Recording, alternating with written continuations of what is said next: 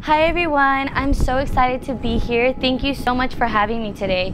I want to talk to you about one of my favorite subjects, which is attitude. Usually when we hear the word attitude, we immediately relate it to a negative term. How many of you have ever been told by a parent, a teacher, or maybe even one of your peers, you have way too much attitude right now, or don't get that attitude with me? At one point, almost all of us have been told this. At least I know I have. Well, I'm not here to tell you how bad of an attitude you have, but I'm here to explain the importance of our attitudes and how it affects the course of our lives. It can be both negative and positive. How many of you have that one friend that is always complaining, always complaining? Something's always going wrong with them, their life is never right, and they can't seem to find the good in people or in any situation. Or maybe it can be the complete opposite. You have a friend that is always happy, he seems to always find the good in people, he's always encouraging you. When you are with them, you can't help but feel encouraged, and you can't help but feel like you can take over the world. You just leave being with them with just such a smile on your face. Attitude is a settled way of thinking or feeling about something or someone, and it is reflected in each of our behaviors. It is the way that you express what has happened to you both in the past and the present. I want to tell you a story about a girl that was born in Guatemala, and growing up, there's a girl that had a really rough life, and from the ages 15 to 17, she was sexually abused by her uncle, and her family knew, and they didn't do anything about it. So one day she just got completely fed up. She couldn't take it anymore. She didn't want to live there anymore, so she decided to run away. So she ran away to America. She crossed the border illegally because she didn't have papers, and once she crossed, she found a job as a housemaid for a very wealthy family, and she ended up being in Washington, D.C. This family had 4 sons that were around her age, maybe older and some younger.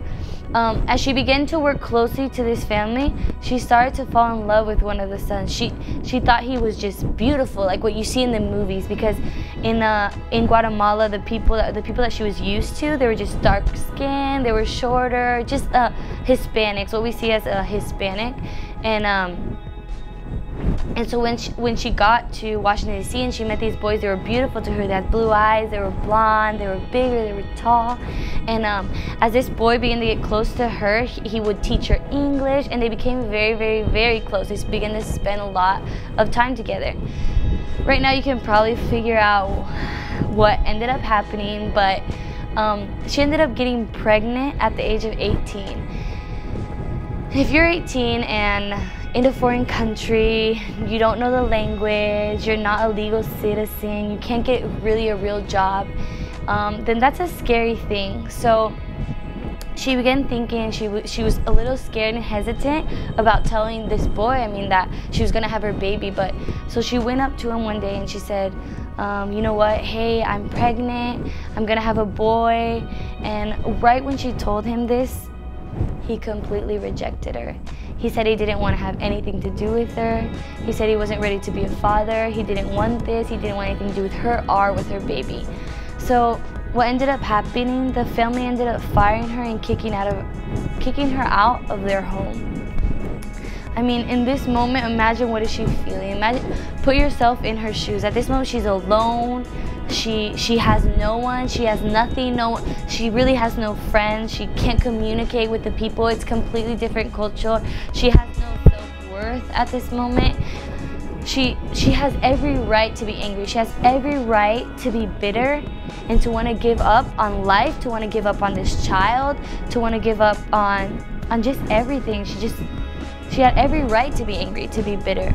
But in spite of all that had happened to her, all that happened to her in Guatemala, just being sexually abused and coming to another country and this happening to her, she understood the fact that it all boiled down to how she was going to respond to what had happened to her. After a while, she ended up finding an apartment, a small apartment, where she was gonna be able to raise her son. She was gonna be able to raise her son in this apartment. This man ended up just letting her live there and letting her stay and for really, really, really cheap, because he knew she was illegal and that she could not find a job. So even though they lived a very, very poor life, she had the ability to turn every situation into an opportunity where her son would be able to see all the good in life instead of focusing on all the negative. She had this such a positive attitude towards life and towards what was ahead. She decided not to look at the past or what has happened to her, and just focus completely on the future and what is to come and what good she did have, instead of focusing on all the things that she didn't. Even though there are circumstances that are out of your control, the majority of the outcome depends on your own attitude. Just like this woman here, she had all the right to be angry. Like I said in the beginning, she had all the right to just want to give up on life, give up on her child. But she understood, and she was able to look past the obstacles, and she was able to look past all the negativity that was screaming loud inside of her, to see the positive and to see what was truly important, and how important it was to have a good attitude for her to raise a child, to enjoy life, to see life as a gift, and to be able to appreciate the things that he had instead of always focusing on what he didn't. And actually, this boy is my dad, so if she would have chose those things, and I wouldn't even be here right now. So I just want to end with that story, and to encourage you and to remind you how important your attitude is, and how much it will affect your future, and it will affect others, and just how others' attitude also affects your own, and it just affects everybody. So thank you so much for listening to me. I hope you enjoyed this. Bye. Express what has happened to you in the past and the present. Okay. Ya me reí. The one, I'm gonna tell you a song. Sorry, not the president, okay?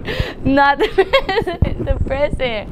The past and the present.